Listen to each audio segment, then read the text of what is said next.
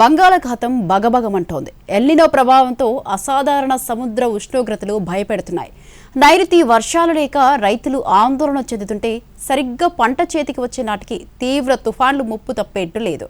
దీంతో ఈ ఏడాది అయితే కరువు లేదంటే ముంపు తప్పదనే అంచనాలు ఆందోళన కలిగిస్తున్నాయి. ఎల్నినో తీవ్ర రూపం దాలుస్తుండగా వ్యవసాయ ఆధారితమైన భారత ఉపఖండంపై దాని స్వల్పకాలిక దీర్ఘకాలిక ప్రభావాలపై అంచనాలు భయపెడుతున్నాయి.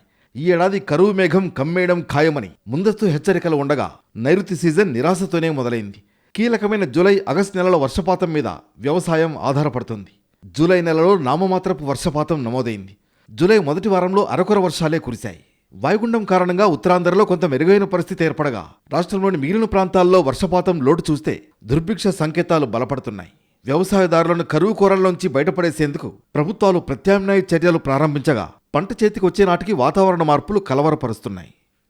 దీనికి కారణం వచ్చే అక్టోబర్, నవంబర్, డిసెంబర్ నెలల్లో తీవ్ర తుఫాన్ల ముప్పు తప్పదనే అంచనాలు పెరుగుతున్నాయి. కారణం ఎల్నినో ప్రభావంతో బంగాళాఖాతం భగభగలాడుతూ ఉండటమే.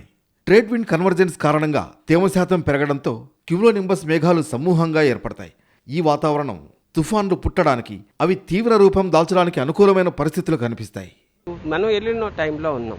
ఇప్పుడు ప్రస్తుతం ఎల్నినో టైంలో మీకు అక్టోబర్, నవంబర్, డిసెంబర్ మాసాల్లో పాజిటివ్ ఎనామలీస్ పర్టికులర్గా బే ఆఫ్ బెంగాల్లో ఉంటూ ఉంటాయండి. అంటే మనకి సదర్న్ బే ఆఫ్ బెంగాల్లో ఎక్కువ కాన్సన్ట్రేట్ చేసి ఉంటాయి. అందువల్ల ఏంటంటే temperature more than 26 degree Celsius ఎప్పుడైతే దాటుతుందో, అంటే మీ పాజిటివ్ ఎనామలీస్ ఎప్పుడైతే ఉన్నాయో అవి కంపల్సరీగా మనకి సైక్లోన్స్ ఏర్పడటానికి ఆస్కారం ఉన్నది. అంటే ఐ ఇంటెన్సిఫైడ్ ట్రాపికల్ సైక్లోన్స్ ఏర్పడటానికి ఉన్నది. అంటే మనం గ్లోబల్ వార్మింగ్ పీరియడ్లో ఉన్నాం ప్రస్తుతం. అంటే గ్లోబల్ వార్మింగ్ పీరియడ్లో ఏంటంటే ఫ్రీక్వెన్సీ తగ్గొచ్చు, కానీ ఐ ఇంటెన్సిఫైడ్ ట్రాపికల్ సైక్లోన్స్ మాత్రం కంపల్సరీగా ఉంటాయండి. ఎల్నినో సీజన్లో సముద్ర ఉపరితల ఉష్ణోగ్రతలు తుఫానుల ముప్పును పెంచేస్తూ ఉంటాయి. గ్లోబల్ వార్మింగ్ కారణంగా ఇప్పటికే తుఫానుల సీజన్ మారిపోయింది.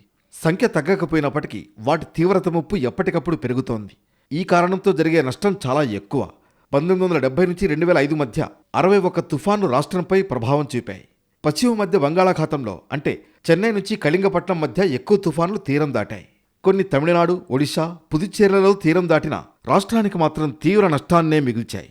వీటిలో 16 తుఫాన్లు అక్టోబర్ నెలలోనే ఆంధ్రప్రదేశ్, తమిళనాడు పరిధిలో తీరం దాటినట్లు గణాంకాలు చెబుతున్నాయి. మీకు పర్టికులర్గా బెంగాల్ రీజన్ 2 ఇయర్స్కి ఒకసారి కంపల్సరీగా ఐ ఇంటెన్సిఫైడ్ ట్రాపికల్ సైక్లోన్స్ ఏర్పడుతుంటాయి. అంటే మనకు వచ్చేటప్పటికి ప్రతి 10 సంవత్సరాలకి, 13 సంవత్సరాలకి ఇలాగా వస్తూ ఉంటాయి అటువంటి. అంటే ఒక్క ఐ ఇంటెన్సిఫైడ్ ట్రాపికల్ సైక్లోన్స్ రావాలంటే 10 సంవత్సరాలు కనీసం మనకి సౌత్ పెనిన్సులర్ ఇండియాలో పడుతూ ఉంటుంది. కానీ ఇలా వెళ్ళిన టైంలో ఏమవుతుందంటే అలాంటి ఐ ఇంటెన్సిఫైడ్ ట్రాపికల్ సైక్లోన్స్ రావడానికి ఎక్కువ దోహదం చేస్తాయి. కంపల్సరీగా ఏంటంటే ఆ రెయిన్ఫాల్ యాక్టివిటీ మనకు కావాలి, కానీ ఆ టైంలో పంటలు ఉంటే పంటలకి నష్టం జరుగుతూ ఉంటుందండి. డెఫినెట్గా జరుగుతూ ఉంటుంది. ప్రస్తుతం రుతుపవన వర్షం లోటు భయపడిన స్థాయి నుంచి కొంచెం తగ్గుముఖం పట్టింది. అయితే రుతుపవనాల కదలికలో స్తబ్దత అనివార్యమైతే పంటలకు నేరుగా నష్టం కలిగిస్తుంది. అతి కష్టం మీద కాపాడుకున్న పంటలను సైతం తుఫాన్లు దెబ్బతీయకుండా ప్రణాళికాబద్ధమైన వ్యవసాయ సాగు చేపట్టడం మంచిదనే సూచనలు చేస్తున్నారు నిపుణులు.